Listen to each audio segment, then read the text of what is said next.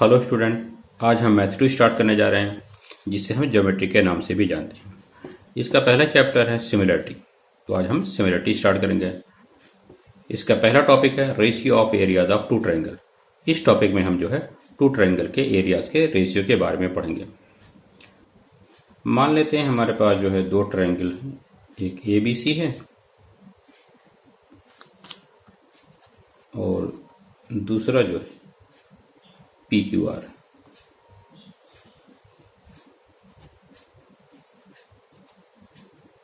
हमने A से BC पे परपेंडिकुलर ड्रॉ कर दिया AD, और जो है P से जो है QR पे परपेंडिकुलर ड्रॉ कर दिया PS। अब हम अगर ट्रायंगल ABC की साइड BC को बेस मानेंगे तो AD उसकी हाइट होगी। इसी तरह से हम अगर ट्रायंगल PQR की साइड QR को बेस मानेंगे तो PS उसकी हाइट होगी। हम जानते हैं कि एरिया ऑफ ट्रायंगल क्या होता है, 1/2 बेस इंटू हाइट। ओके, तो therefore ratio of area of triangle ABC upon area of triangle PQR is equal to area of triangle ABC हमें क्या मिलेगा, 1/2 इंटू बेस। बेस हमने क्या माना है, BC को, तो हाइट क्या ली जाएगी, AD, BC इंटू AD। इसी तरह से ट्रायंगल PQR में हमने QR को बेस माना है तो हाइट क्या ली जाएगी, PS, तो 1/2 इंटू QR इंटू PS। तो देखिए 1/2 से कैंसिल हो जाएगा। So therefore area of triangle ABC upon area of triangle PQR is equal to हमें क्या मिलेगा, BC into AD divide by QR into PS।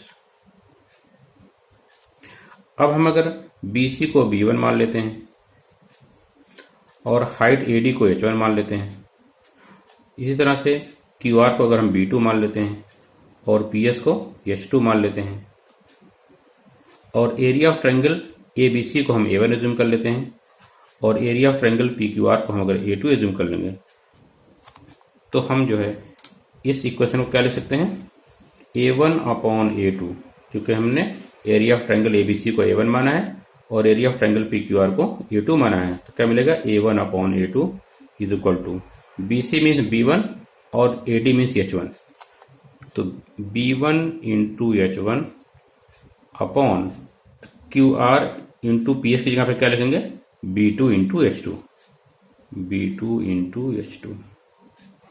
ये हमारा फॉर्मूला हो गया कि A1/A2 is equal to B1 into H1 divide by B2 into H2। इसको हमने इक्वेशन नंबर 2 एज्यूम कर लिया। इस फार्मूले के बेस पे हम कह सकते हैं कि ratio of areas of two triangle is equal to the ratio of the product of their bases and corresponding height. तो हम लिखेंगे ratio of the areas of two triangles is equal to the ratio of the product of their bases and corresponding heights. Equation number 2 में हम देख रहे हैं कि A1/A2 is equal to B1 into H1 divide by B2 into H2। अब हम अगर मान लें कि B1 B2 आपस में इक्वल हैं, तो फिर B1 B2 कैंसिल हो जाएंगे, फिर हमें क्या मिलेगा, A1/A2 is equal to H1/H2। तो हम लिखेंगे कंडीशन 1,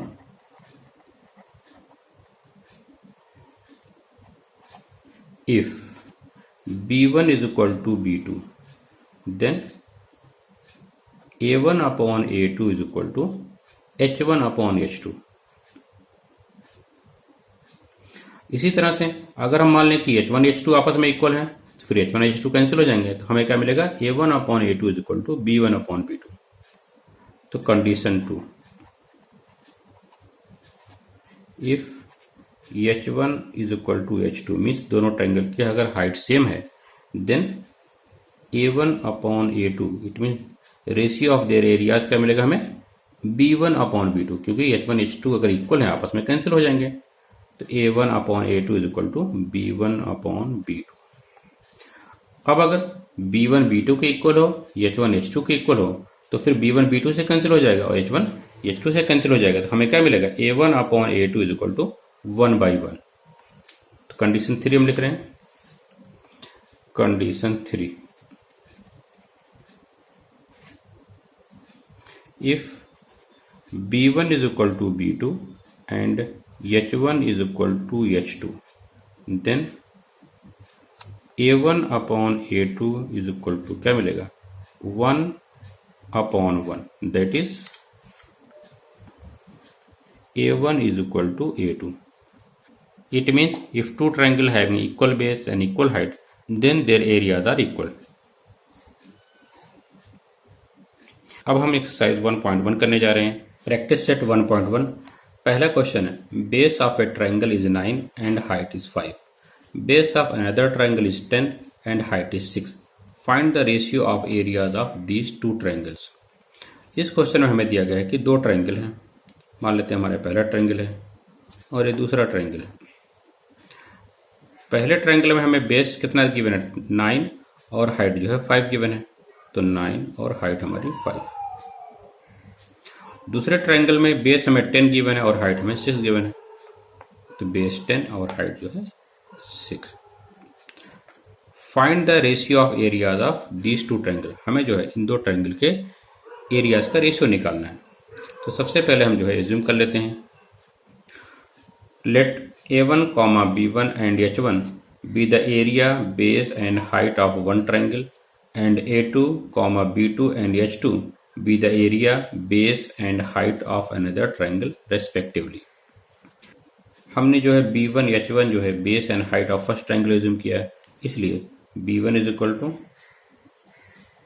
9 और H1 इज इक्वल टू 5, और B2 H2 जो हमने एज्यूम किया है base and height of the second triangle, therefore B2 is equal to 10 and H2 is equal to 6।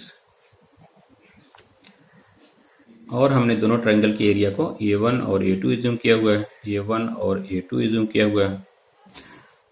इन दोनों ही ट्राइंगल में ना ही बेस इक्वल है और ना ही हाइट इक्वल है, therefore ratio of their areas equal to the ratio of the product of their bases and corresponding height। तो हम लिखेंगे A1 upon A2 is equal to B1 into H1 divided by B2 into H2। सामने लिखेंगे areas proportional to the product of their bases and corresponding height। A1 upon A2 is equal to B1 की value कितनी 9, H1 की value कितनी 5, तो 9 into 5 divided by B2 10 H2 6, तो 10 into 6। देखिए 5 और 10 दोनों ही 5 से कैंसिल हो रहे हैं, 5 1 द 5 2 द, 9 और 6 दोनों 3 से कैंसिल हो रहे हैं, तो 3 2 द 3 3 द। Therefore A1 upon A2 is equal to 3 1 द 3 डिवाइड बाई 2 2 द 4। तो A1 अपॉन A2 की वैल्यू हमें क्या मिली 3 अपॉन 4। तो हम लिखेंगे ratio of the area of two triangle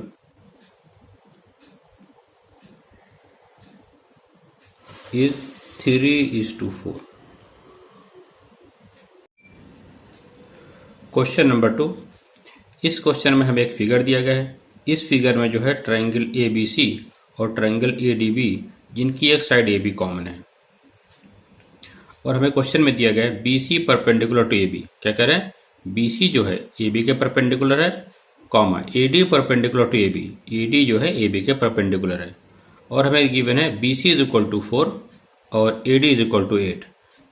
then find ratio of area of triangle ABC to area of triangle ADB। देखिए इस फिगर में साइड AB जो है दोनों ट्राइंगल में कॉमन है। अगर हम इसको बेस मान लेंगे तो BC जो है ट्राइंगल ABC की हाइट होगी, क्योंकि BC perpendicular to AB, BC जो है AB के परपेंडिकुलर है। इसी तरह से ED जो है ट्राइंगल ABD की हाइट होगी, क्योंकि AD परपेंडिकुलर टू AB है। हमने इस चैप्टर के इंट्रोडक्शन में आपको बताया है कि टू ट्राइंगल जिनका बेस इक्वल हो या जिनका बेस कॉमन हो, तो रेशियो ऑफ देयर एरियाज क्या होता है, proportional to the ratio of their height. तो हम लिखेंगे सोल्यूशन में, since triangle ABC and triangle ADB having common base AB, hence ratio of their areas proportional to height.